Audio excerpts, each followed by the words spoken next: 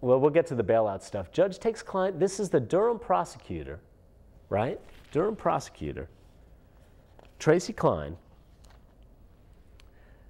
who's now had convictions thrown out because she was hiding evidence, withholding evidence. You know, we've had this problem in Durham before. And actually, the problem with prosecutors is that when they deny basic constitutional rights, when they screw with the process of justice, they'll prosecute anybody for obstructing justice. But when the obstruction of justice happens on the prosecutorial side, they're exempt from prosecution. And so then you hear something in the paper where, well, you know, prosecutors are now saying, this was in the Triangle section today. Let me just say something. Yeah. DAs want Racial Justice Act gone. You got that, Carol? Can we do that? Yeah, DAs want Racial Justice Act gone. Right? Because prisoners are contesting their sentences, right? Death row prisoners, on the grounds that there was you know, racial bias. And they want that act completely gone.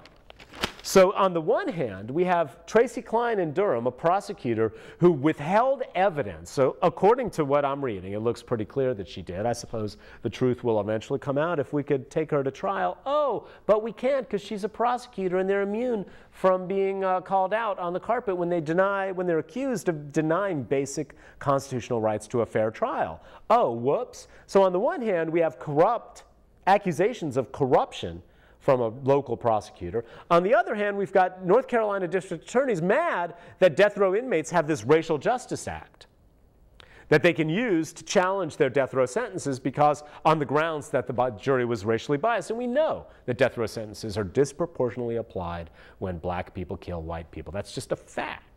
Same kind of circumstances, same number of deaths, whatever. When a black person kills a white person, it's much more likely that that person will end up on death row than if a white person kills a black person. We see this over and over and over again. The numbers don't lie. So then we have that. Now, what we're seeing with the Racial Justice Act is the Republicans in our North Carolina House and Senate, Senate Bill 9, the repeal of the Racial Justice Act was part of a Senate bill that was going to create penalties for synthetic marijuana. The House stripped out the synthetic marijuana stuff and just had the repeal of the Racial Justice Act now left, and that's the bill that they're going to vote on, which means by having a bill come from the Senate to the House, stripping out the Senate proportion, the main part, and then just getting the Racial Justice Act, what the House and Senate have done together, the Republican House and Senate, what they have done has denied any chance for publicly viewable comment and discussion about what they're doing. This is your new Republican legislature in North Carolina. They used to bitch and moan about the corruption of Jim Black's North Carolina, House, and just the way bills were bottled up and kept. And they used to bitch and moan about that secretive process all the time when they were out of power. This is why we're so pissed at the two-party system. And what we're finding is that when the Republicans get in power, what a surprise, they do exactly the same thing. The only reason they're doing this, the House stripped out the bill, the parts of the bill that had to deal with marijuana, and just kept that other bill by calling it something else and then stripping out those parts and including the just having left what's left over in their bill. They don't have to have any kind of public hearings or any kind of public comment or anything. They're trying to repeal the Racial Justice Act in North Carolina without anybody finding out about it and having any chance to comment. That's how the Republican legislature is operating right now. All right, so just a few minutes. If you go to my Twitter page, can we put up the, go to the Twitter page there. I've got some links to help you deal with your relatives. Can we put up number 6, I think, Carol, 6 or 7? Yeah. The whole idea that's been being pushed by conservative and pro-capitalist, pro-like leave capitalism, free market completely, as opposed to soulful capitalists like the Occupy folks. Most of whom, anyway, are at least, I want to start my own business. That should be allowed. I think most of the Occupy people are not diehard anti-capitalists. There's a few. But The idea being pushed by Fox News that the poor people at the bottom were what caused the problem, and that there was no, the poor banks were left on the hook because the government. Do the next one, Carol, 7. Banks in trouble need a bailout. Poor people getting offered loans they never would have been offered before. The Fox News people say it was because Clinton's government forced the banks to do that.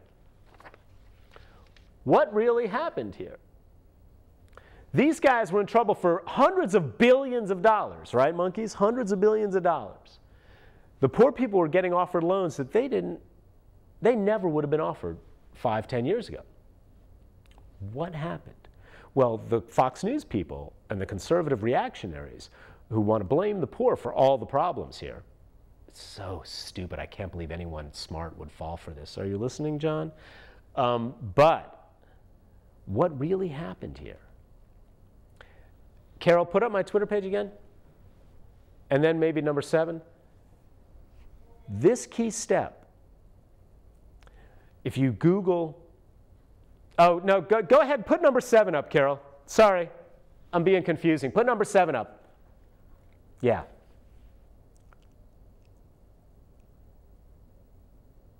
What you find is that the mortgage bankers, the interest rates, Alan Greenspan had interest rates so low, 1%, that the mortgage bankers with all this money, and again, put number 8 up, Carol.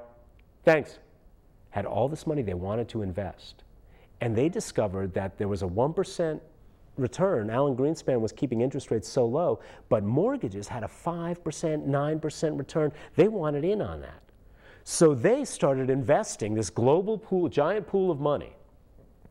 Can we put up number 9, Carol? Or 8 or 9? Oh, okay. Just Google giant pool of money, or search, use your favorite search engine, giant pool of money. Okay? And you'll find a planetmoney.com or Planet Money podcast and the transcript that talks in detail about what happened.